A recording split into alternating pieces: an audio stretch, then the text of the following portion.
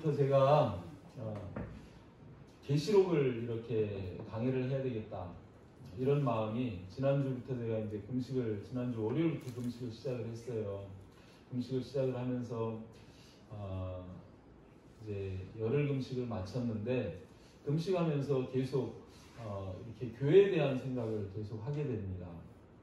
우리 하나가 되는 교회, 우리 성도들 이런 것들을 이렇게 계속 이렇게 생각을 하면서 주님 오시면 정말 가까운데 이 말씀을 지금 제대로 증거하지 못하고 자꾸 이렇게 뒤로 미뤘구나 하는 이런 생각이 들어서 계시록을 다시 강의를 시작을 해야 되겠다 이런 마음이 들었습니다.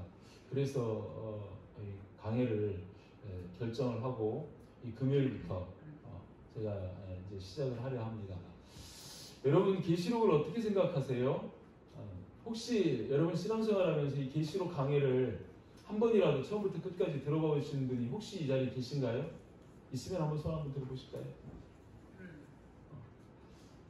우리 권사님은 한번 들어보셨어요? 사실 여러분 이 계시록은 성경 맨 마지막에 있잖아요. 그죠? 성경을 크게 이렇게 저울에다 올려놓는다 그러면 시작이 창세기죠.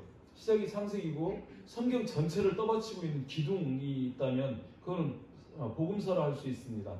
그 복음서를 하나로 이렇게 딱 묶어서 아주 정연하게 이렇게 정리해 놓은 게 로마서예요. 그래서 로마서를 교리서라 하죠.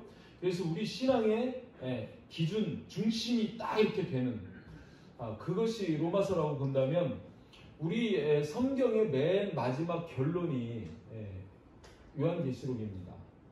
그래서 이 요한계시록에는 하나님의 창조부터 마지막까지 그 마지막에 대한 말씀이 담겨져 있고 저와 여러분들의 신앙의 결론이 담겨져 있습니다. 하나님의 구원의 역사의 결론이 거기에 담겨져 있습니다. 사실 성경적으로 본다 그러면 너무너무 중요한 그런 책이 요한계시록이에요. 이 요한계시록을 모르고서는 사실은 어떤 의미에서 저와 여러분들이 바른 신앙의 길을 걸어가기가 쉽지 않습니다. 그런데도 불구하고 지금 제가 여러분들에게 여쭤본 것처럼 이 요한계시록 강해를 들어보기가 참 쉽지 않아요. 왜 그럴까요? 요한계시록이 너무너무 중요한 책이기 때문에 사탄이 이 요한계시록을 막고 있는 거죠. 어쩌면 또 이단들이 이 요한계시록을 가지고 사실 많은 그런 미혹을 하고 그렇게 하기 때문에 일반 기성교회 우리 기독교에서 이 요한계시록을 강해하면 요한계시록 강해한다 그러면 이 성도들의 선입견이 저도 그랬거든요. 저도 장로까지 했던 평신도로 장로까지 했던 사람이지만 요한계시록을 강해한다 그러면 먼저 딱 드는 생각이 이상한 교회 아니야? 이런 생각이 들 만큼 사실 강해하기가 굉장히 쉽지 않고 분위기도 그렇게 녹록하지 않습니다. 또 제가 새벽에도 말씀드렸던 것처럼 우리 교회에서 제가 요한계시록 강해를 하려고 2번 시도를 전에 했었더랬습니다. 근데 이 요한계시록을 강해하려고 그러면 정말 방해를 많이 해요. 요한계시록은 우리 7교회 얘기하는 것처럼 7교회에 다 그렇게 말씀하시거든요. 귀 있는 자는 성령이 교회들에게 하시는 말씀을 들을지어다. 공이 7교회에 다 그렇게 말씀하시는데 정말 이 들을 귀가 있어야 듣는데 한 요한계시록만 그렇겠습니까?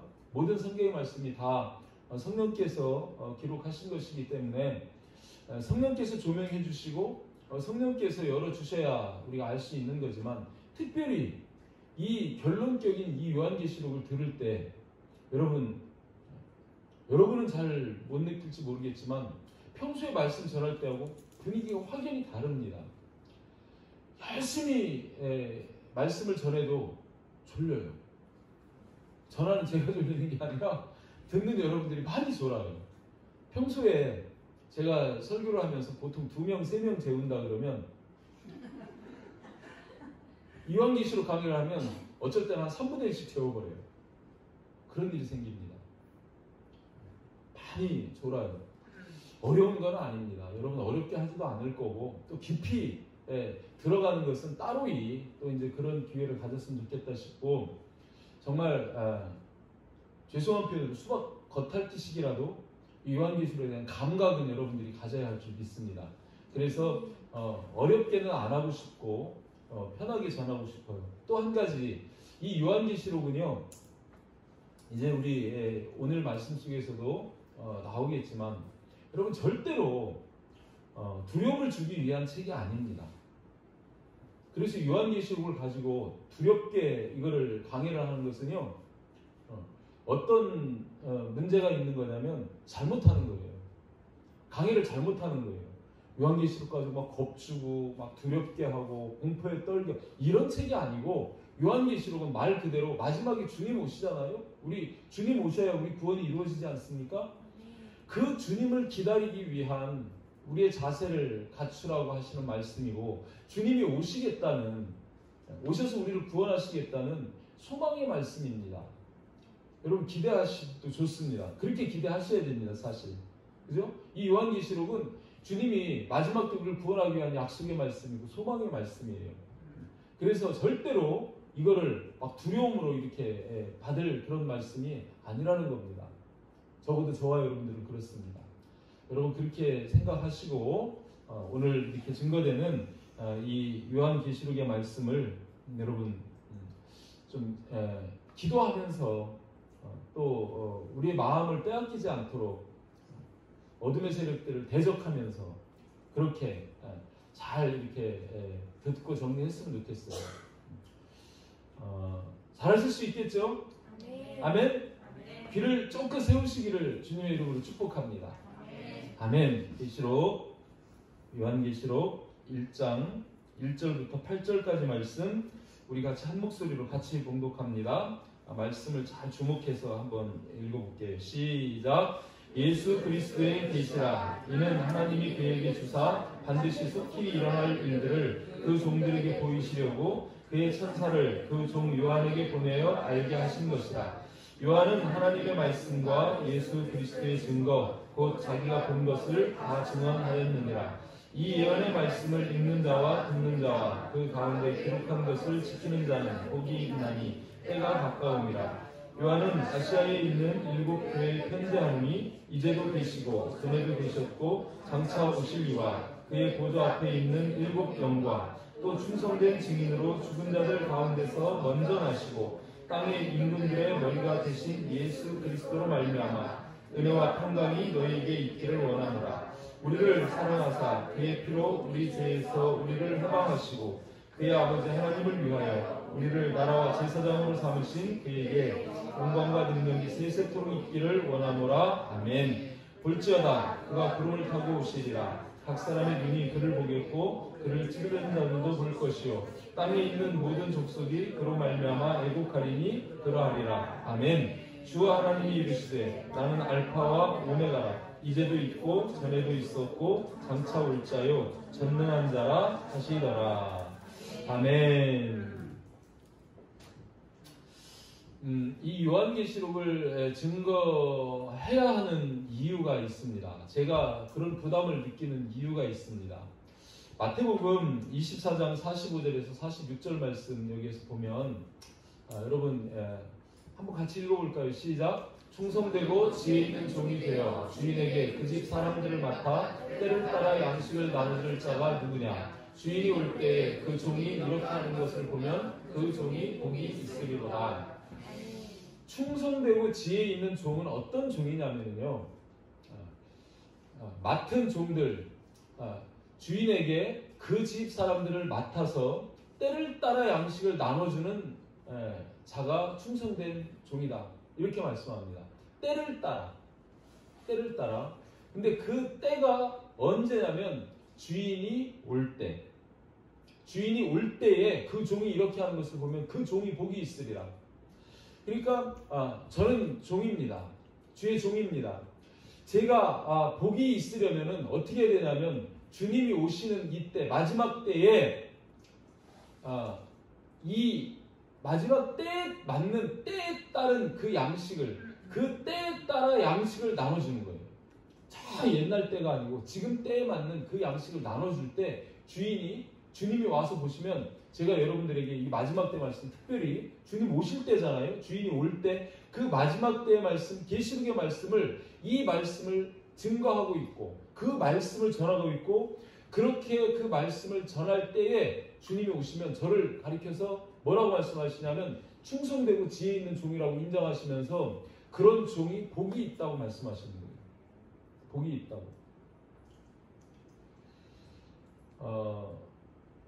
저는 이 말씀을 전해야 할 의무가 있고요. 여러분들이 이 말씀을 꼭 들으셔야 합니다. 꼭 들으셔야 합니다. 이 마지막 때에 대한 계시록의 말씀을 꼭 들으셔야 돼요. 모든 성도들이 반드시 알아야 할 말씀입니다. 제 입장에서 이렇다면 여러분의 입장에서는 또 어떠냐면 우리 3절 말씀을 다시 한번 볼까요? 오늘 우리가 읽은 본문 3절 말씀에 보면 이렇게 말씀합니다. 이 예언의 말씀을 읽는 자와 듣는 자와 그 가운데 기록한 것을 지키는 자는 복이 있나니 때가 가까웁니다. 이 때가 가까운 때에 여러분 우리가 신앙생활을 하지만 특별히 이 계시록에 사시는 이 말씀을 듣고 읽고 지키는 자가 복이 있다는 거예요.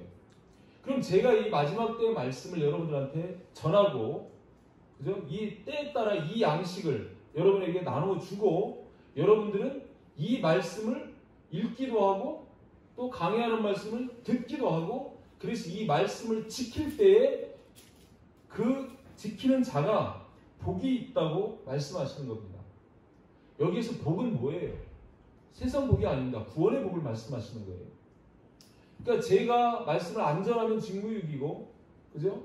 저도 전해야 하고 그래야 지혜롭고 충성된 종이 되는 것이고 저에게도 복이 있고 또 여러분도 이 말씀을 듣고 읽고 지켜야 복이 있다는 거예요. 왜요? 지금까지 창세기에서부터 이 바로 앞에 있는 모든 성경, 이 모든 성경의 결론이 이 말씀이기 때문에 이 말씀을 잘 듣고 지킬 때 여러분 구원이 있습니다. 복이 있습니다. 그거 말씀하시는 거예요. 그래서 이 계시록 말씀을 꼭 알아야 돼요. 모르면 어떻게 지킵니까? 그죠? 그래서 이 말씀을 전해야 하는 이런 부담이 저에게 있는 겁니다. 복받는 필수 조건이 바로 이 계시록의 말씀을 읽고 듣고 지키는 거다. 여러분 이 사실을 꼭 기억하시길 바랍니다. 자 이제 본론으로 들어가서 오늘 본문 읽은 말씀에서 첫 번째 말씀하시는 것은 계시에 대한 말씀이에요. 1절부터 3절까지가 계시가 뭐냐 주님이 말씀하신 이 계시에 대해서 그거를 말씀합니다. 이 계시라는 것은 히브리어로 얘기하면 깔라라는 깔라 이런 단어를 쓰는데 우리 시야를 덮고 있는 덮개를 벗겨서 보게 하는 게 이 깔라의 뜻이에요. 그러니까 여러분 이 계시의 말씀을 모르면요 여러분 눈에 이렇게 뭐가 가려져 있는 것 같은 것이고 이 계시의 말씀을 보게 되고 알게 되면은 여러분 눈이 열리는 거예요. 그만큼 이 계시록의 말씀이 중요합니다. 이 말씀을 헬라어로는 아포칼립시스라는 이런 단어를 써요. 이거는 감추인 것을 드러내 보이는 거예요. 뭐가 이렇게 감춰져 있어요. 땅속에 감춰져 있으면 여러분 모르잖아요. 못 보잖아요. 근데 그거를 끄집어내가지고 여러분들에게 눈에 볼 수 있도록 이렇게 보여주는 거예요. 그래서 감추인 걸 드러내 보이시는 거 이거를 계시라고 그렇게 얘기합니다. 자, 1절 말씀에 예수 그리스도의 계시라 이렇게 얘기해요. 누구의 계시라고요? 여러분 이제 여기 질문하면 답을 잘 하셔야 됩니다. 이제 자 여러분들이 확인을 좀 해주세요. 누구의 계시요? 예수 그리스도의 계시. 이 말씀을 여기 보면서 여러분들 여기서 답을 찾으시길 바랍니다. 여기 저 말씀 띄워놓고 있죠? 예수 그리스도의 계시. 계시의 주체가 누구예요? 예수님이에요. 그래서 이 요한계시록 이 강해를 할 때 이 말씀은 예수님을 중심으로 해서 봐야 풀립니다. 왜냐하면 예수님의 계시기 때문에 예수님을 중심으로 우리가 해석을 할 때 오류가 없고 정답을 찾을 수 있어요. 반드시 예수 중심입니다. 그 어떤 존재도 아니에요. 전하는 자도 아니고 오직 예수 그리스도가 이 계시 주체십니다. 그 뒤에 이는 하나님이 그에게 주사. 이 계시의 원천은 하나님이세요. 그렇죠? 하나님이 누구에게 주셨어요? 예수 그리스도에게 주셨어요. 이 계시의 내용을 하나님이 예수 그리스도에게 주셨어요. 근데 그 계시의 그 뒤에 있는 말씀이 뭐냐면 하나님이 그에게 주사 반드시 속히 일어날 일들을 반드시라고 얘기하네요. 반드시. 그러니까 여기 있는 말씀은 일어날 일이에요? 안 일어날 일이에요? 확실히 일어납니다. 확실하게 일어나는 일이에요. 절대로 확실히 일어나는 이 확실성을 반드시. 그리고 또 뭐라고 말씀하세요? 속히 일어날 일이라는 거예요. 이 시급성을 이야기합니다. 반드시 속히 일어난다는 거예요. 우리 성경에도 마태복음에서 우리가 말씀을 때 그런 말씀이 있죠. 어떤 종은 이 주님이 오실 때라고 얘기해서 계속 이 마지막 때에 대한 말씀을 증언하는 종이 있고, 어떤 종은 주인이 올 때 아직 멀었다 그래가지고 어떻게 해요? 종들과 먹고 마시고 취하고 놀아요. 그건 악한 종이라고 이야기합니다. 항상 저와 여러분들 주님이 금방 오실 것처럼 그렇게 생각해야 돼요.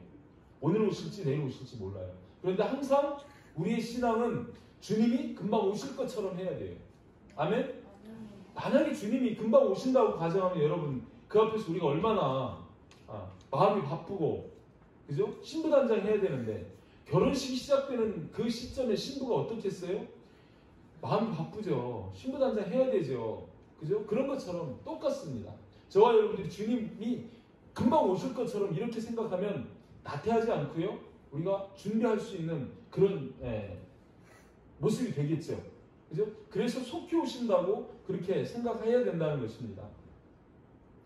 그러면서 이 계시를 주는 목적이 뭐냐면, 목적이 뭐예요? 그 종들에게 보이시려고. 그냥 말씀 읽으면 돼.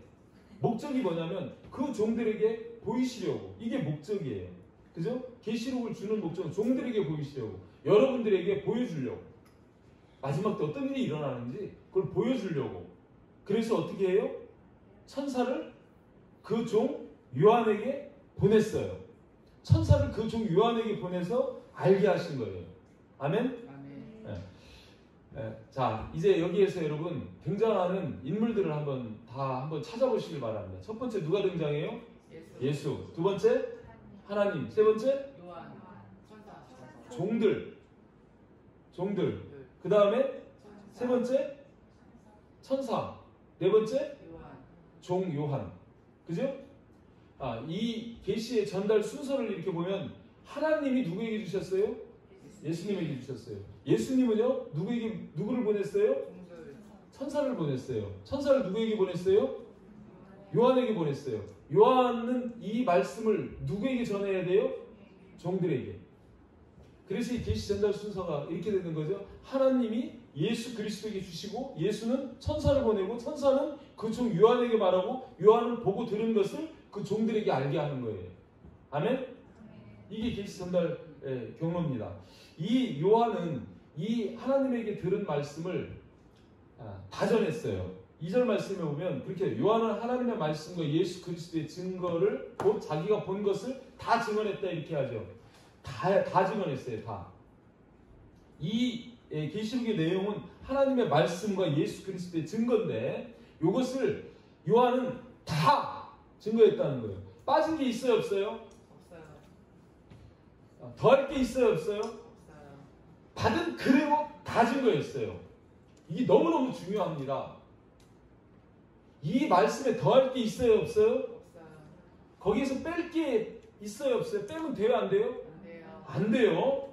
안 돼요. 그런데 이단들은 이 말 여기에다가 자꾸 더해요. 또 어떤 거는 빼버립니다. 아멘? 이래서 문제가 되는 거예요. 이 말씀은요, 성경이 총 결론이고 끝이고요, 완전합니다. 이 안에 다 있어요, 다. 요한은 다 증거했어요. 그래서 뒤에 요한계시록 22장 8절 9절 한번 찾아볼까요? 요한계시록 뒤에 저 책 뒤에 가서 22장 8절 9절 말씀해 보면 이런 말씀이 있어요. 자, 이것들을 보고 들은 자는 나 요한이니 내가 듣고 볼 때에 이 일을 내게 보이던 천사의 발 앞에 경배하려고, 맞나? 18절 19절이네. 결론격이죠. 18절, 19절. 제가 지금 숫자로 잘못 봤어요. 내가 이 두루마리의 예언의 말씀을 듣는 모든 사람이 증언하니 만일 누구든지 이것들 외에 더하면 하나님이 이 두루마리에 기록된 재앙들을 그에게 더하실 것이요. 만일 누구든지 이 두루마리의 예언의 말씀에 제하여 버리면 하나님이 이 두루마리에 기록된 생명나무와 및 거룩한 성, 새 예루살렘 성의 참여함을 제하여 버리시리라. 이렇게까지 말씀하시는 거예요. 아멘? 이단들은 더합니다. 여러분 여기에 더해지면 안 돼요. 제가 이만희가 이 요한계시록을 강해한다고 그래서 1장만 강해하고 나머지는 12지파한테 맡긴다고 뭐 지파장들한테 맡긴다고 뭐 그렇게 얘기를 하면서 이만희가 전하는 그런 얘기를 들었어요.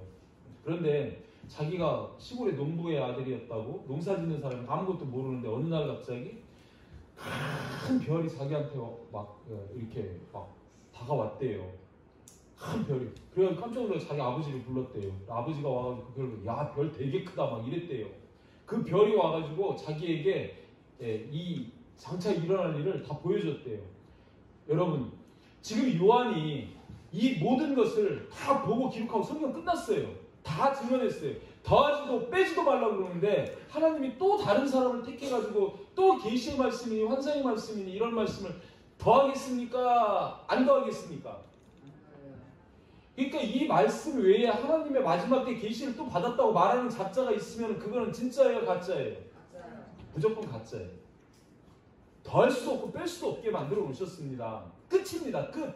그런데 뭘 더 받았다고 이야기를 하면 그 자체가 벌써 사기인 거예요. 아멘? 이 말씀 자체만이어야지 자기가 뭘 더 받다, 뭘 더 받았다 말이 안 되는 거지 않습니까? 상식적으로도. 그런데 속아요. 누가 속는지 아십니까? 성경을 전혀 모르는 사람은요, 모르니까 안 속아요. 모르니까. 근데 정확히 아는 사람도 안 속아요. 근데 어중간하게 아는 사람들이 다 신천지가요. 말씀을 할 듯 모를 듯 할 때 딱 고개 그냥 말씀을 제대로 확 먹은 사람도 아니고 아예 안 먹는 사람도 아닌데 말씀의 맛은 알 것 같아가지고 미끼를 딱 던져놓고 미끼를 건들건들하다가 한번 잘못 물어버리면 딱 걸리는 거예요. 그렇게 걸립니다. 이단들이 하는 일이 그래요. 그래서 여러분 정확히 알아야 돼요. 이 1장 말씀만 정확히 알아요. 여러분 절대로 이단에 안 넘어갑니다. 그래서 강조하는 거예요. 다 증언했습니다. 다예요. 더 할 게 없어요. 뺄 게 없습니다. 이 사실을 꼭 기억하시길 바랍니다. 자, 이 계시를 주신 가장 큰 목적은 아까도 봤지만 3절 말씀이에요. 이 예언의 말씀을 읽는 자와 듣는 자와 그 가운데 기록한 것을 지키는 자는 복이 있나니 때가 가까움이라. 복 주시려고 이 말씀을 기록한 거죠. 이 말씀을 듣고 읽게 하려고, 그리고 그 말씀대로 지키게 하려고, 그래서 지키는 자를 복받게 하려고 이 말씀을 주셨다는 거예요. 저와 여러분들은 하나님의 백성 아닙니까? 하나님이 우리에게 말씀하시지 않습니까? 그 말씀을 듣고 지켜야 복이 있는 거예요. 아멘? 그래서 7교회에도 계속 말씀하시는 게 그 말씀이시죠. 이기는 자는, 지키는 자는 복이 있다. 그렇게 말씀하시는 거예요. 하나님의 말씀은 아는 게 중요한 게 아닙니다. 그래서 제가 말씀하잖아요. 믿음은요, 믿고 지키는 거를 같이 말씀하시는 거예요. 그게 믿음이에요. 지키는 게 생략되면은요, 그거는 죽은 믿음이에요. 입으로만 주여 주여 하는 믿음이죠. 그죠? 그런 믿음은요, 하나님 기뻐하시지 않습니다. 우리가 믿는다면, 이번 주일날도 제가 그걸 지금 말씀드리죠. 믿는다면, 믿음에 합당한 삶이 있어야 돼요. 아멘? 계시록도 그걸 말씀하는 겁니다. 그게 비껴져서, 여러분, 우리가 알기만 한다면 그건 좀 위험해요. 계시의 목적은 지키게 하기 위한 거고, 지켜서 복받게 하려는 것이 목적입니다. 그 계시의 목적을 3절에서 분명히 먼저 밝혀놓는 거예요. 여기서만 그런 게 아니라 계시록 시작에서 지금 시작하는 3절에서 듣고 읽고 지키는 자는 복이 있으리라 이렇게 말씀하시는데, 계시록 말씀을 다 했어요. 성경의 모든 총 결론이 계시록인데, 계시록 맨 끝에 가면 22장에 가가지고, 여러분 계시록 22장 7절 말씀 여기 띄워놨어요. 한번 읽어보시기 바랍니다. 시작.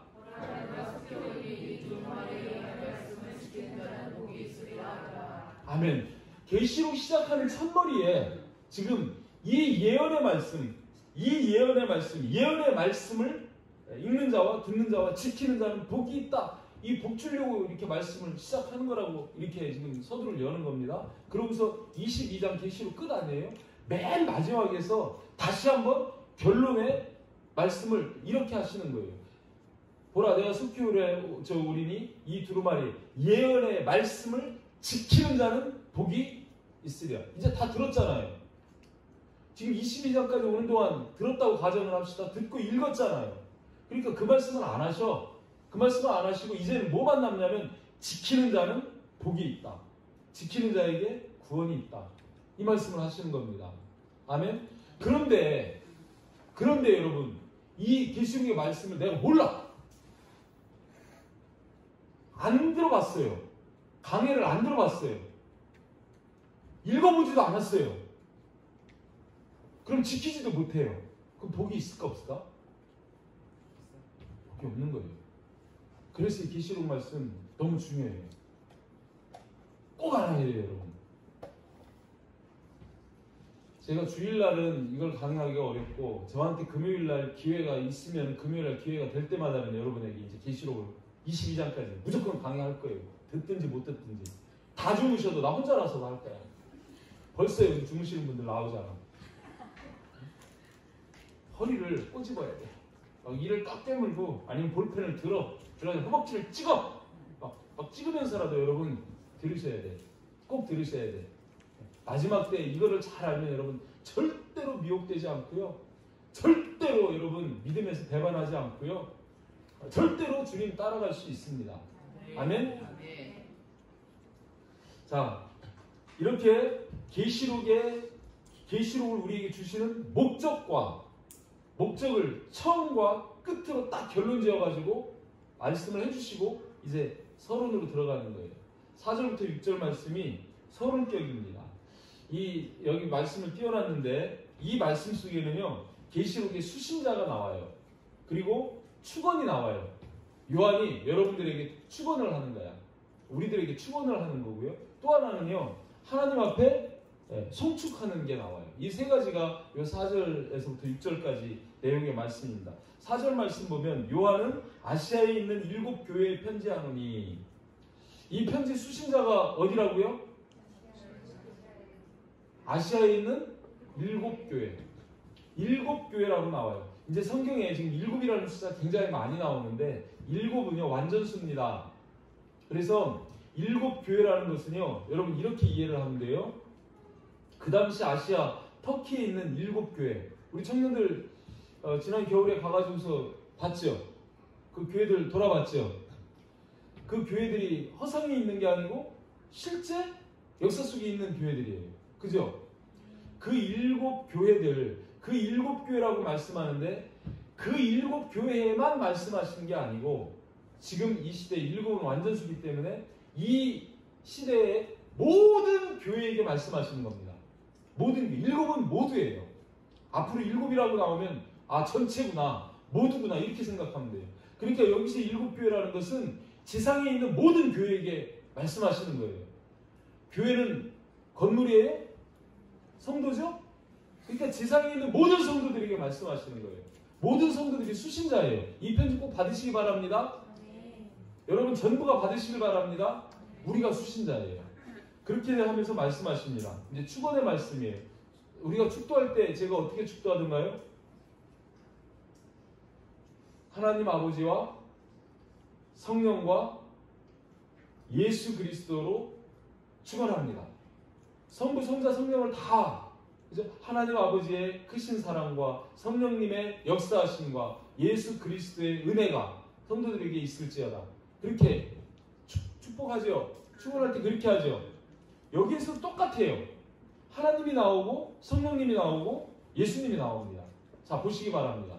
요한은 아시아에 있는 7교회에 편지하노니, 자, 이제도 계시고 전에도 계셨고 장차 오실 누구 말씀하는 거예요? 하나님이에요. 예수님이 아니고. 요한 하나님이에요. 이제도 계시고 전에도 계셨고 장차 오실 하나님이, 예수님이 하나님이시죠? 그러니까 여러분 헷갈리지 말고 나중에 예수님 따로 나오기 때문에 여기는 하나님 말씀하시는 거다 이렇게 볼 수 있어요. 자, 전에도 계셨고 장차 오실 이, 그의 보좌 앞에 있는 일곱 영.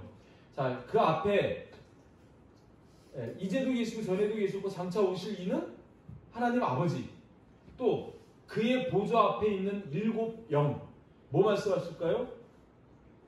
그의 보좌 앞에 있는 일곱 영이라고 그러면 여러분 이분은 누굴 말씀하는 걸 것 같아요? 성령입니다. 성령은요, 여러분 이 성령을 여러분 어떻게 이해하시는지. 지금 성령은 하나님의 영이죠? 맞아요? 성령은 예수님의 영이죠? 맞아요? 하나님의 영을 성령이라고 그러고 예수 그리스도의 영을 성령이라고 그래요. 여러분 헷갈리는 삼위일체 하나님 한 분이세요. 근데 우리에게 세 분 모습으로 나타나는데 여기서 그거 설명 못하고 하나님이 계시고 예수님이 계시고 하나님의 영, 예수님의 영을 성령이라고 이렇게 얘기해요. 로마서 8장 9절 말씀 볼까요?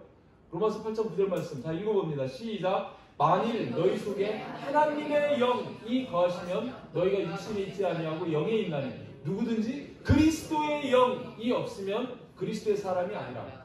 여기서 중요한 거는 뭐라고 그 성령을 뭐라고 지금 기록을 하는지 보시라는 거예요. 너희 속에 하나님의 영, 이 성령입니다. 또 밑에 뭐라고 그래요? 그리스도의 영, 그 성령이에요. 이 성령이 없으면, 그래서 저와 여러분이 성령이 없으면 그리스도의 사람이 아니라는 거예요. 그리스도의 영이 없으면. 이것을 하나님의 영, 그리스도의 영 이렇게 표현하는데 오늘 여기에서 그의 보좌 앞에 있는 일곱 영, 이거를 이 계시록 강의하는 분들이 천사로 보기도 합니다. 그럼 말이 안 돼. 축도가 안 돼. 우리가 천사의 이름으로 축도하지 않잖아요. 요한 지금 축도하는 거거든요. 그러니까 그 축도를 볼 때 이전에도 모든 성경에서 바울이 모든 편지마다 그 축원을 하거든요. 거기서 보면 다 하나님 아버지, 성령, 예수 그리스도 이름으로 축원하는 그런 축도가 계속 나오는 걸 볼 수 있습니다. 그래서 여기에서 하나님 그 보좌 앞에 있는 일곱 영이라는 것은 완전한 영, 하나님의 영, 성령으로 이렇게 이해를 하면 맞습니다. 자, 그 뒤에 나오는 게 뭐예요? 5절 말씀 한번 읽어보면 5절 말씀에서 또 충성된 증인으로 죽은 자들 가운데서 먼저 나시고 땅의 임금들의 머리가 되신 누구요? 예수 그리스도로 말미암아. 예수 그리스도로 말미암아. 그러니까 이제 이렇게 되는 거예요. 위에 압축하면 이제도 계시고 전에도 계셨고 장차 오실 이 하나님, 그의 보좌 앞에 있는 일곱 영, 성령, 또 충성된 증인으로 죽은 자들 가운데서 먼저 나시고 땅의 임금의 머리가 되신 예수 그리스도. 그러니까 성부, 성령, 성자 다 나왔죠? 그로 말미암아 은혜와 평강이 너희에게 있기를 원하노라. 이게 축도죠. 축원. 이 축원을 하면서 성부, 성자, 성령의 이름으로 지금 축원하는 그런 것을 볼 수 있습니다. 요게 헷갈리면 일곱 영을 벌써 여기서부터 뭐 천사로 뭐 이렇게 해석을 하고 막 이런 일들이 있기 때문에 제가 아니다. 하나님, 아버지, 성부, 성자, 성령으로 지금 우리에게 축원을 한다 하는 것을 여러분에게 말씀드리는 겁니다. 은혜와 평강이 너희에게 있기를 원하노라. 지금 하나님이 이 말씀, 예언의 말씀을 읽고 듣고 지키는 자는 복이 있다 이렇게 말씀하는데 요한도 그 말씀을 받고 보니 지금 이 교회에 편지하면서 그들에게 은혜와 평강이 있기를 지금 소원하는 거예요.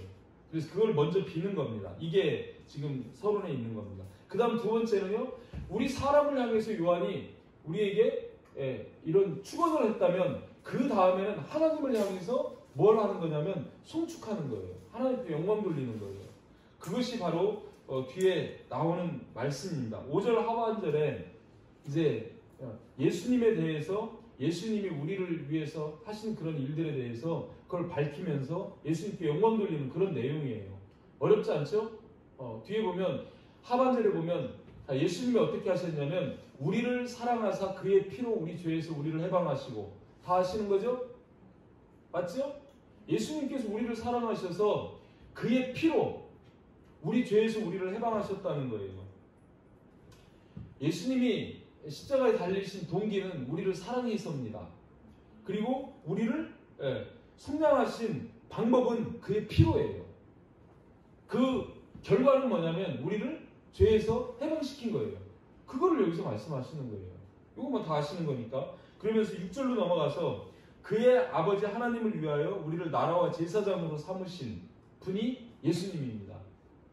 예수님 이 땅에 오셔가지고 하나님, 그의 아버지 하나님을 위해서 우리를 뭘 삼으셨대요? 두 가지로 나라를 삼고 제사장을 삼았다는 겁니다. 아멘? 여러분, 하나님 나라 맞습니까? 우리 교회가 하나님의 나라입니다. 하나님, 예수님을 통해서 예수님이 우리를 나라로 삼으셨어요. 그리고 저와 여러분 제사장 맞습니까? 너희는 왕같은 제사장이면 그러죠? 우리는 제사장입니다. 나라라고 하는 것은요, 우리가 성도로서 구원받은 자들을 나라로 이렇게 볼 수 있고요. 제사장이라는 것은요, 우리가 하나님의 증인이 될 때 제사장이 되는 겁니다. 아멘? 그런 의미를 담아서 나라와 제사장으로 삼으셨다는 거예요. 그렇게 우리를 해방하고, 우리를 죄에서 해방하고, 우리를 나라를 삼으시고, 그리고 우리를 제사장 삼으신 그 뒤에 뭐라고 해요? 그에게 영광과 능력이 세세토록 있기를 원하노라 하면서 하나님의 우리 주 예수 그리스도의 이름을 송축하는 거예요. 아멘? 요게 지금 요한이 먼저 이제 다 이제 구도가 잡힙니까? 앞에서 먼저 계시의 내용을 말씀하시고, 그리고 그 계시가 지킬 때 복이 된다는 것을 말씀하시고, 그 다음에 요한이 이 하나님의 이름으로, 성부, 성자, 성령의 이름으로 이 말씀을 듣는 저와 여러분들에게 은혜와 평강이 있기를 축원하고, 그리고 우리 이 계시의 주체이신 예수 그리스도를 향해서 뭘 하냐면 영광과 능력이 그에게 세세토록 있기를 원하노라 하면서 예수님 앞에 송축하는 내용이에요. 이게 지금 우리가 읽은 6절까지의 말씀입니다.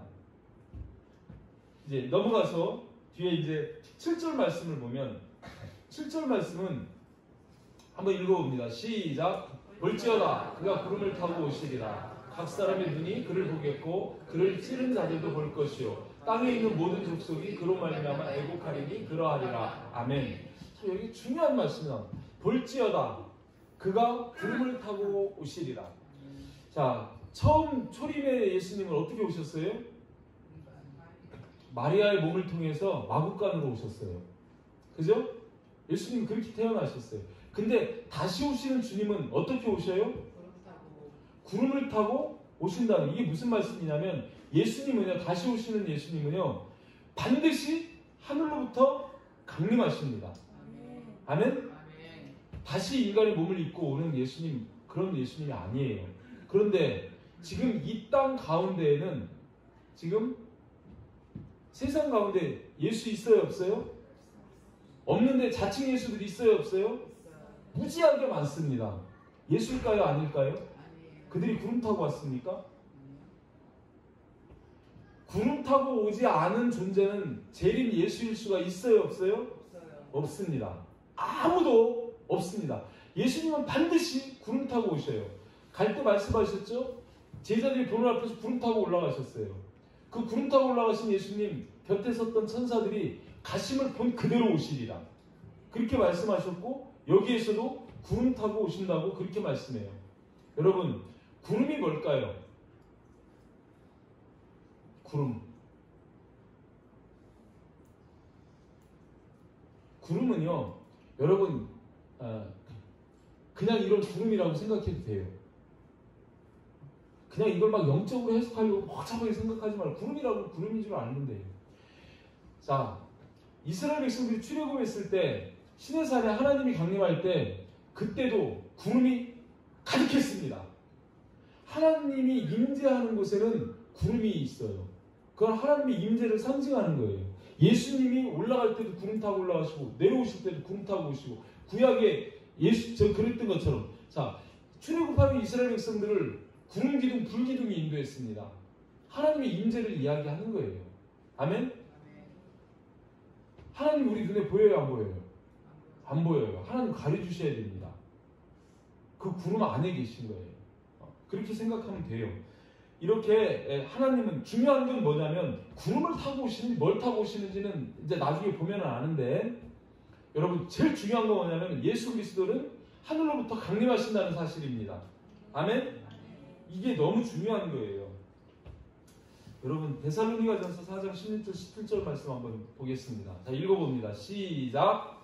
성령과 천사장의 교리와 하나님의 나팔소리로 신이 하늘로부터 강림하시니 그리스도께서 천사들에게 먼저 일어나고 그 위에 우리 사람들을 그들과 함께 그리스도로 끌어올려 공중에서 주여 격하게 하시니 그래야 영광과 함께 영광이 아멘. 저도 한동안 이단에 좀 이렇게 발을 들였던 적이 있어요. 그런데 그때 나는 문선명이 하나님인 줄 알았어요. 성경을 비틀어가지고 그렇게 믿게 해요. 그런데 아니에요. 이 땅에 주는 이렇게 주께서 후령과 천사장의 소리와 하나님의 나팔소리를 친히 하늘로부터 뭐 하신다고요? 강림하십니다. 강림. 이 사실 여러분 잊어버리시면 안 돼요.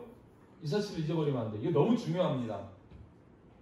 자, 그래서 우리 7절 말씀 다시 이 말씀으로 돌아가서 보면 볼지어다 그가 구름을 타고 오시리라. 그 다음 말씀 읽어봅니다. 시작. 각 사람의 눈이 그를 보겠고 그를 찌른 자들도 볼 것이요. 아멘. 자, 이 말씀이 무슨 말씀이냐면 인간이 몸을 입고 베들레헴에서 이렇게 나시면 거기에 태어난 사람만 거기 근처에 있는 사람만 주님 봐요. 근데 지금 여기서 뭐라고 말씀하냐면 각 사람의 눈이 그를 보겠고 그를 찌른 자들도 볼 것이래요. 이게 무슨 말씀이에요? 각 사람이라는 것은 모든 사람이 그를 본다는 거예요. 그를 찌른 자들도 예수님 십자가에 달려있을 때 옆구리를 창으로 찌른 자들도 예수님을 본다는 거예요. 이게 무슨 말씀이에요? 산 자나 죽은 자나 모두가 다 예수님을 보게 된다는 거예요. 예수님의 강림하실 때는 하늘로부터 강림하시지만 그 예수님은 어디에 은밀하게 오시는 예수님이 아니고 공개적으로 오시는 예수님입니다. 모든 사람이 다 볼 수 있게 오시는 예수님입니다. 마지막 주님 재림하실 때 그렇게 오시는 거예요. 아멘? 아멘. 성경이 다 그렇게 얘기하고 그렇게 말씀하시는 거예요. 마태복음 24장 47절에서 이런 말씀을 하시죠. 예수님이 광야에 있다 하여도 믿지 말고 골방에 있다 해도 믿지 말라는 거예요. 그러면서 뭐라고 말씀하시냐면 번개가 동편에서 나서 서편까지 번쩍임 같이 인자의 임함도 그러하리라. 그렇게 말씀하세요. 그러니까 주님이 오시는 거는 여러분 번개가 치면 어때요? 엊그저께 번개 칠 때 여러분 봤습니까? 반짝하면은요 땅 이 끝에 저 끝까지 온 빛이 동서남북으로 다 번개 치는 빛이 보여요 안 보여요? 보이죠? 그거를 빗대서 말씀하시는 인자가 오실 때 하늘로부터 강림하시는데 그때는 우리 살아있는 사람도 보게 되고 죽은 사람도 다 보게 된다는 거예요. 죽은 사람도. 그래서 아까 다시 데살로니가전서 4장 16절 말씀 17절 말씀으로 돌아가 보면 자 천사장의 소리와 하나님의 나팔소리를 친히 하늘로부터 강림하시리니 그리스도 안에서 죽은 자들이 먼저 일어나고. 이게 뭔 말씀이에요? 그리스도 안에서 죽은 자는 누구예요? 믿다가 죽은 자. 믿다가 죽은 자들이 먼저 일어난다는 거, 부활한다는 거죠. 그러니까 주께서 강림하실 때 죽은 자들이 부활하는 거예요. 여기서 먼저 일어난다 그러면은 뒤에 일어나는 사람들도 있죠. 그죠? 부활의 순서를 말씀드렸습니다. 나중에 다시 말씀드릴게요. 제일 먼저 일어나는 사람은 이 죽은 자들이 주님 오실 때 다 죽은 자나 산 자나 만나게 되는데 죽은 자들 중에서 순교자들은 데리고 오십니다. 그들은 어디 있냐면 하나님 보좌 밑에 있어요. 보좌 아래에 있어요. 그래서 주님이 강림하실 때 순교자들은 다 데리고 와요. 데리고 오시고 그리고 믿다가 죽은 자들이요. 주님이 오실 때 먼저 부활시켜요. 먼저 여기에서처럼 먼저 일어나요. 그리고 어떤 일이 일어나요? 그 후에 우리 살아남은 자들, 지금 저와 예수를 믿고 살아있는 자들, 주님 오실 때 죽은 자들도 있고 그 당시 산 자들도 있을 거 아닙니까? 만약에 지금 주님 오신다면 저와 여러분들은 살아있는 자잖아요. 그죠? 이렇게 그 후에 그리스도 안에서 죽은 자들이 일어나고 그 후에 우리 살아남은 자들도 믿음을 지키고 마귀가 안 되고 살아남은 자들도 그들과 함께 어떻게 해요? 구름 속으로 끌어올린대요. 그들은 누구를 얘기하는 거예요? 예수 안에서 죽어서 다시 일어난 자. 그죠?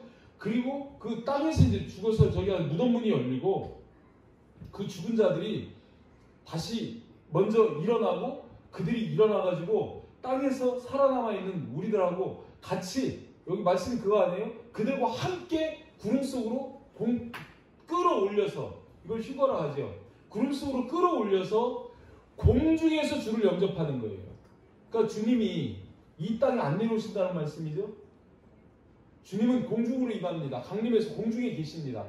그리고 믿다가 죽은 자들 부활시키고 우리들도 후련히 변화시켜가지고 같이 공중으로 들어 올리신다는 거예요. 아멘? 성경이 그렇게 말씀하시는 거예요. 자, 다시 7절 말씀으로 돌아갑니다.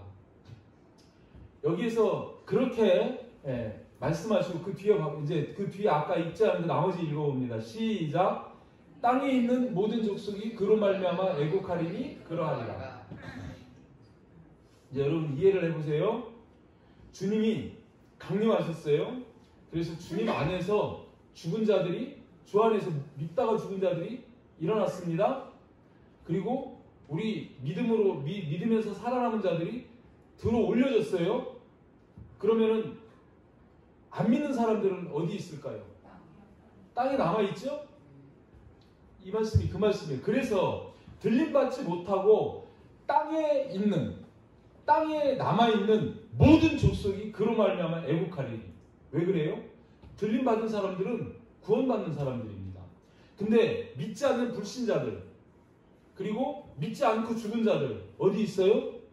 땅에 그대로 있어요. 그들은 일어나질 못했어요. 들림받지를 못했어요. 그리고 땅에 있어요. 그들에게는 천국입니까? 지옥입니까? 그래서 그들이 애국한다는 거예요. 여러분 주님 오실 때요. 들림받는 사람이 있고 들림받지 못하는 사람들이 있습니다. 들림받는 기준은 모르겠어요. 나중에 말이지 우리가 성경을 보면 이제 나오는데 현재로는 하여튼 그래요. 들림받는 사람과 들림받지 못하는 사람이 있어요. 공중에서 주를 영접하는 사람이 있고 주를 영접하지 못하고 남아있는 사람들이 있어요. 그 사람들은 지옥행입니다. 그래서 그 사람들은 애곡한다고 그렇게 말씀하고 있는 겁니다. 아멘? 지금 여기 계신 분들 중에서 한번 이제 물어볼게요. 지금 이제 주님 강림하신다고 칩시다. 오늘 저녁에 주님 딱 강림하시면 저와 여러분들은 어디 있을 것 같아요? 나는 공중으로 올라간다.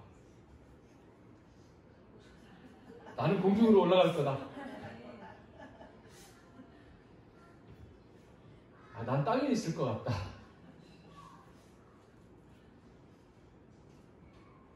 손이 들려줄 수 있어야 돼요.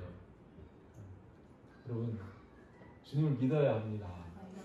아멘? 심판을 한번 가만히 생각해 보세요, 여러분. 공중으로 들림받지 못하고 지옥에 간다고 생각을 해보세요. 지옥에 가고 들림받고 하는 그게 뭘까요? 주님을 믿느냐, 마느냐, 안 믿느냐. 자, 주님을 믿는데, 마음으로는 믿는데, 지키지는 않아요. 그럼 들림 받을까요? 못 들림 받을까요? 주님 여기서 기준을 지금 뭐라고 말씀하셨어요? 내 말을 읽고, 듣고, 지키는 자가 복이 있다는 거예요. 아멘? 분명히 그렇게 말씀하시죠? 제가 왜 여러분에게 이걸 이렇게 강조를 하냐면 그래서 그래요. 잘 생각하세요. 처음에도 계시록의 처음에도 성경의 결론은 계시록의 처음도 아까 22장 7절에서 본 계시록의 마지막 끝의 말씀도 미리 계시록의 결론을 처음과 끝에서 딱 열고 딱 닫습니다. 그게 뭐냐면 이 예언의 말씀을 어떻게 하는 자요? 지키는 자가 복이 있다는 거예요. 그럼 여러분 들림 받을 때 믿는 자인데 그 믿음이라는 게 뭐겠습니까? 늘 말씀 믿음 동전의 양면이라고 그랬습니다. 믿음과 행함이 같이 있어야 되는 거예요. 아멘? 너무너무 심각한 거예요. 그런데 이거를 그냥 우리가 그냥 그냥 믿으면 무조건 천국 간다. 그 믿음의 개념을 잘못 이해를 하면 그냥 관념적인 믿음, 그냥 예수를 아는 정도, 그거를 믿음이라고. 그거 믿음 아니에요. 그거를 그냥 입으로 주여 하는 거예요.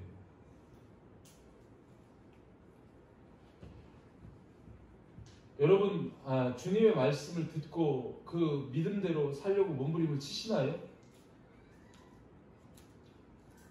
그게 너무 중요한 거예요. 여러분, 오늘은 서론만 이렇게 이야기를 하는데, 오늘 여기에서 분명히 지금 이제 우리가 데살로니가전서 4장 16절 17절 말씀을 통해 가지고 이 말씀을 우리가 새기기를 바랍니다. 자, 다시 한번 보면 주께서 후령과 천사장의 소리와 하나님의 나팔 소리로 친히 하늘로부터 어떻게 해요? 강림입니다. 강림이에요. 주님은 재림 주님은 무조건 하늘로부터 강림하십니다. 이 땅에 어떤 누구도 땅에 발붙이고 있는 인간이 예수라고 얘기하면 그건 무조건 가짜입니다. 아멘. 주님 땅을 밟아요, 안 밟아요? 재림 주님 땅에 안 밟아요. 왜요? 여기서 말씀하시는 것처럼 하늘로부터 강림하시고, 그리고 그리스도 안에서 죽은 자들이 일어나고, 또 주님을 믿는 살아남은, 믿음을 지키고 살아남은 우리들이 들림 받아서 공중에서 주를 영접하는 겁니다. 공중에서. 맞죠? 맞죠? 공중에서 주를 영접하는 거예요. 그리고 그렇게 해서 어떻게 한다고요? 결론은 우리가 항상 주와 함께 있으리라. 주님과 함께 있게 되는 그 일이 있는 거예요. 그렇게 해서. 아멘? 두 분이 이제 나가셨다가 조금 늦게 들어오시고 그래가지고 결론만 이렇게 이제 말씀. 자, 오늘 말씀 정리합니다. 여러분들에게 이제 조금 이렇게 기본적인 질문을 이렇게 조금 던져볼게요. 이 계시록을 우리에게 주신 목적이 뭐라고요? 3절 말씀이 목적이에요. 3절 말씀 1, 3절 말씀 띄워보세요. 자, 3절 말씀 한번 읽어봅니다. 시작. 이 예언의 말씀을 듣는 자와 듣는 자와 그 마음에 들어간 것을 지키는 자는 복이 있는 이되라. 아멘. 아멘.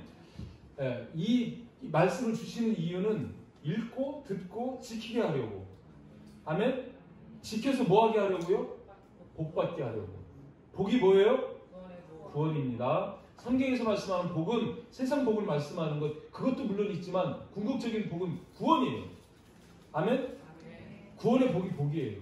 성경에서 말씀하는 복의 궁극적인 복은 구원의 복입니다. 그래서 지키는 자가 복이 있다. 이거를 아까 22장 7절에서도 말씀한다 했죠. 그러니 이 계시록은 우리에게 복받게 하기 위한 책이죠. 겁주려고 그러는 책이 아니라는 거예요. 우리가 깨닫고 지켜서 복받게 하려는 그런 책이다. 이거 하나는 여러분 꼭 마음속에 새기시기를 주님의 이름으로 축복합니다. 자, 그리고 한 가지 또 그 뒤에 있었던 거는 이제 그죠? 축원이고 송축이니까 그런 정도로만 알고 계시면 되고. 자, 요한이 이 예언의 말씀을 아까 2절 말씀에서 다 전했다고 그랬죠? 다 전했다고 그랬죠? 요한은 하나님의 말씀과 예수 그리스도의 증거고 자기가 본 것을 다 증언했다고 그랬습니다. 이 다 증언했다는 이 말씀을 여러분 잘 새겨요. 이 말씀 외에 더할 말씀이 있어요? 없어요? 없어요. 이단들은 이 말씀에서 더합니다. 지금 저희 이만희가 지금 이 말씀에서 더하죠? 자기가 또 하나님으로부터 환상을 보고 계시를 받고 어쨌다고 이렇게 얘기를 하는데, 이 계시의 말씀 말고 더 다른 계시가 더 주어질 수 있어요? 없어요?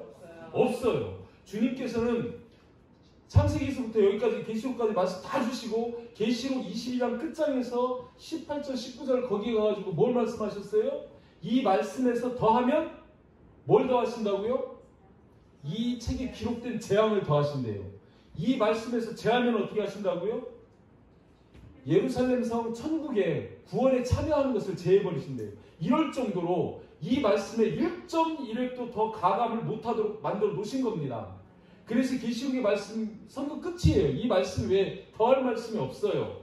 이 말씀에 더하면 이단입니다. 이단들은 지금 다 더하고 있어요.